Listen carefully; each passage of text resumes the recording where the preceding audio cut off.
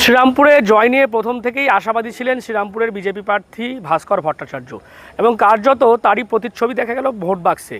যখন ফলাফল একেবারে শেষ পর্যায়ে ঘোষণা হয় তখন দেখা যায় শ্রীরামপুরের এই বিজেপি প্রার্থী প্রায় 8,000-এরও বেশি ভোটে তৃণমূলের প্রার্থীকে হারিয়ে জয়ী হয়েছেন। এবং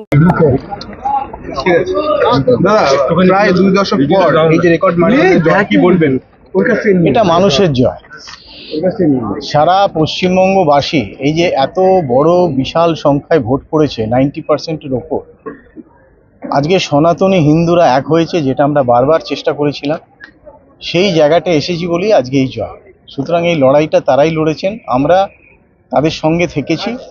একজন কর্মী হিসেবে বলুন বা তাদের সঙ্গী হিসেবে বলুন, আগামী দিনে তাদের হয়ে কাজ করার একটা সুযোগ তারা দিয়েছেন, আমাদের সেই দিকেই এগিয়ে যেতে হবে। প্রথম থেকেই আপনি আশাবাদী ছিলেন এবং কোথাও কনফিডেন্সের অভাব ছিল না। আজকে এই জয় তার হ্যাঁ, আমি এমন একটা পার্টিতে বিলং করি যে পার্টিটা, যে দলটা পৃথিবীর মধ্যে সর্ববৃহৎ এবং তার নেতৃত্বে আছেন নরেন্দ্র মোদীজি, তার সঙ্গে আছেন অমিত শাহজি, নীতিন নবীনজি এবং সর্বোপরি আমাদের জেলা রাজ্য সভাপতি শ্রমিক ভট্টাচার্য এবং অন্যান্য নেতৃত্ব। তো তারা যখন কনফিডেন্ট, আমাকে তো কনফিডেন্ট হতেই হবে। আমি তো জানি তাদের থেকেই আমি এই এটা পেয়েছি, ইন্সপিরেশনটা পেয়েছি। আগামী দিনে কি কি কাজ করার ইচ্ছা আছে? অনেক কাজ করার ইচ্ছে আছে, অনেক কাজ করতে হবে। এই তো আমার দায়িত্ব শুরু হলো, আরো গুরুভার এটা আমার। সুতরাং সেদিকেই। শ্রীরামপুর এতদিন তৃণমূল কংগ্রেসের এতে ছিল, বিজেপি হলো, আপনার কি মনে হয় কোনো কাজ তারা করে যায়নি, সেগুলো আগে এক্ষুনি করার দরকার?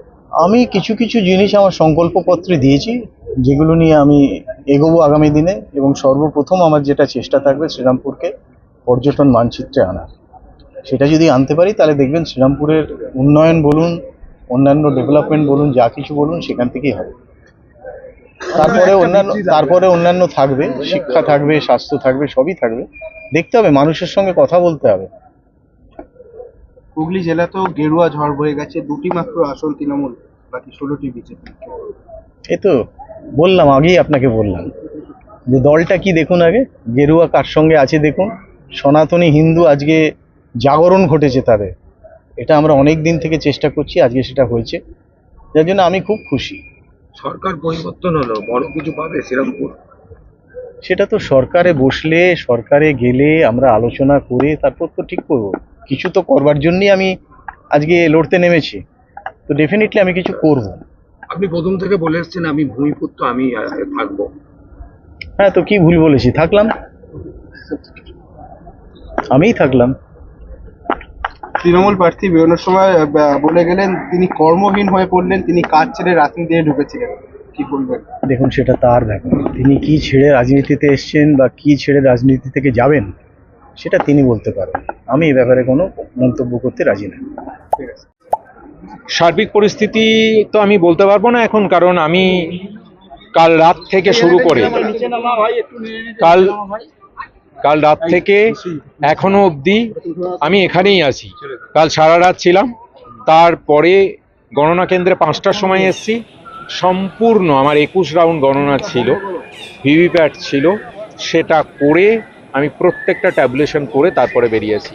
আমি কৃতজ্ঞতা জানাই শ্রীরামপুর বিধানসভার সমস্ত মানুষকে। তারা আমাকে গত 50 দিনে যে ভালোবাসা দিয়েছেন, আশীর্বাদ করেছেন, তাতে আমি কৃতজ্ঞ, আপ্লুত।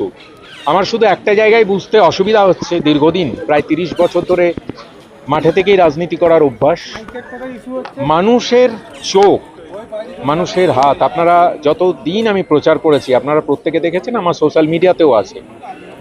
এইটাকে নাটক বলা যায় বলে আমার মনে হয় না, বা অভিনয় বলা যায়। আমি যখন এগোচ্ছি, কোনো বাড়ির লোককে তো আমি ডাকিনি, কিন্তু তারাও, মায়েরা বিভিন্ন সময় এসে জড়িয়ে ধরেছেন, হেসেছেন, মাথায় হাত দিয়েছেন।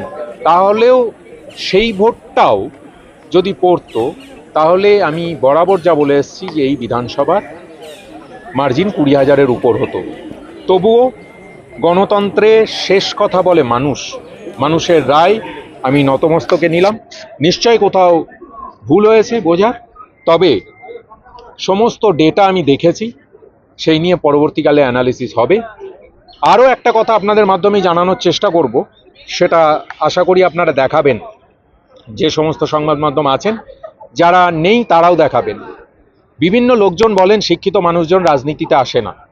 আমি চাকরি ছেড়ে হ্যাঁ, যিনি বলছেন তাকেও অভিনন্দন, ভাস্কর দাকে অভিনন্দন জানিয়ে এসছি। যিনি যারা বলেন সমাজে যে শিক্ষিত মানুষ রাজনীতিতে আসে না, আমি চাকরি ছেড়ে শুধু রাজনীতিটাই করি, আমার বিকল্প কোনো পেশা নেই, যার ফলে আগামী দিনে রাজনীতিটাই তো করব।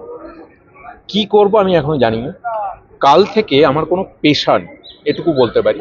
যারা বলেছেন এতদিন যে না শিক্ষিত লোকজন রাজনীতিতে আসে না, মানুষ নিশ্চয় চান না, চাইলে তো ফলাফল নিশ্চয় অন্যরকম হতো, এক নম্বর।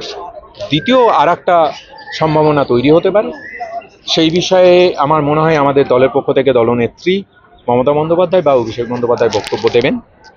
সার্বিক নির্বাচনের ফলাফল মানুষ যা বলছে বা মাটি যা বলছে সেটা শুনি সাজুজ্যপূর্ণ নয়, আমি এই মুহূর্তে এইটুকুই বলতে পারি। বাকি আপনাদের উপর ছাড়লাম। সকলে ভালো থাকবেন। আপনাদের সকলকে ধন্যবাদ যে আপনারাও আমাকে এতদিন ধরে সঙ্গ দিয়েছেন। পরবর্তীকালেও নিশ্চয়ই আপনাদের সঙ্গে আবার দেখা হবে। শ্রীরামপুর ভুলে যাচ্ছি না, রাজনীতিও ভুলে যাচ্ছি না।